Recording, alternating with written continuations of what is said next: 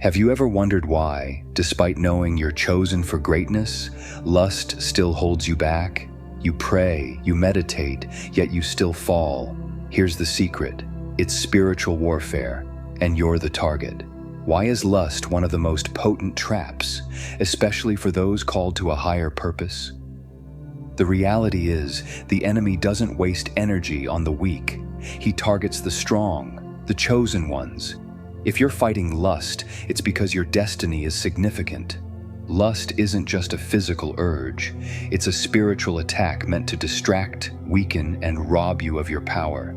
Consider King David, a man chosen by God, destined for greatness. Yet his momentary surrender to lust nearly destroyed his kingdom. Why does this happen to the best among us? Chosen ones have heightened spiritual sensitivity. You feel deeply, you empathize profoundly. But sensitivity doesn't discriminate, it amplifies temptation too. Your ability to sense deeply makes lust incredibly powerful. The enemy knows this, exploiting your gift to transform strength into weakness. Every gift carries a curse, the ancient mystics say. Your spiritual sensitivity is your greatest gift and your greatest test. Are you ready to harness it?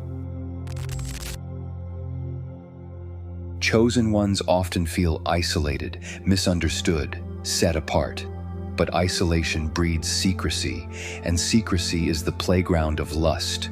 Remember Samson, isolated by his strength, weakened by lust. Your solitude is purposeful, but also dangerous. The question isn't if you'll face temptation alone, it's how you'll respond when it inevitably arises.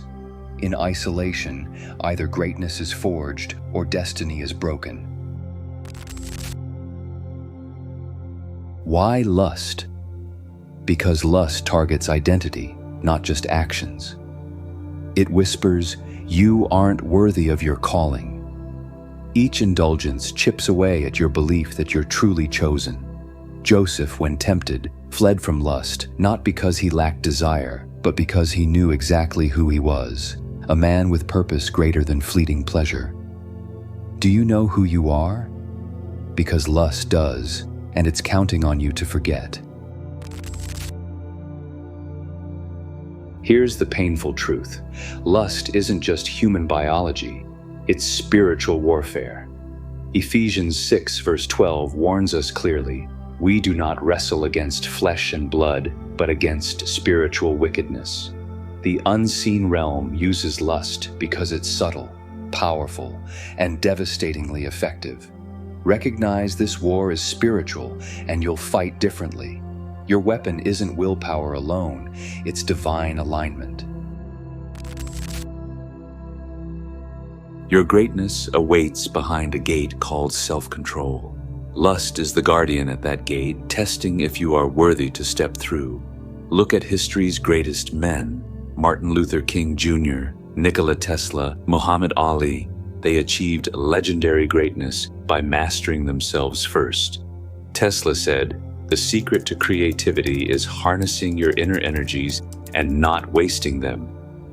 Lust is your final barrier, the ultimate test of readiness. Are you ready to pass through? Throughout history, men who abstained from lust found their strength multiplied. Gandhi practiced celibacy for decades and led a nation to freedom through unwavering discipline and spiritual clarity. When your energy isn't wasted, it amplifies your mental clarity, sharpens your intuition, and strengthens your spiritual alignment. Abstinence isn't deprivation, it's empowerment. It's reclaiming your energy from the enemy and redirecting it towards your true calling. Are you prepared to reclaim your spiritual birthright and discover your inner strength? The hidden pain behind lust is shame and guilt, two emotions that keep you chained in secrecy. But remember the story of the prodigal son. Despite his mistakes, he was welcomed back with open arms. God's love and forgiveness outweigh any momentary weakness. When you acknowledge your struggles openly, their power diminishes. Freedom begins the moment you confront the shame. Today, let your honesty disarm your shame and guilt, transforming your weakness into a testimony of redemption and strength. To defeat lust, you need more than good intentions. You need spiritual armor. Prayer, meditation, accountability, and scripture study fortify your defenses. The armor of God described in Ephesians 6 equips you to stand firm against temptation. Think of Daniel, whose disciplined prayer life kept him focused despite immense temptation. Building your spiritual armor isn't an option, it's essential. Your destiny demands it. Are you ready to equip yourself for victory?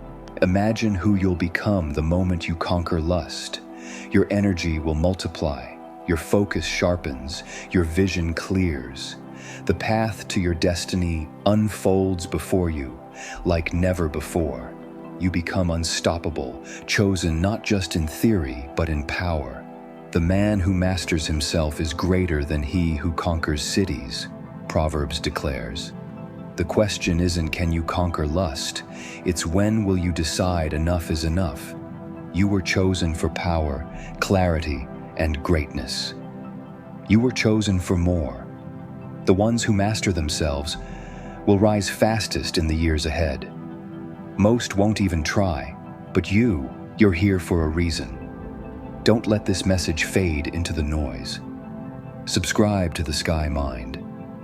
Watch what happens when you finally align with the version of yourself you've been running from.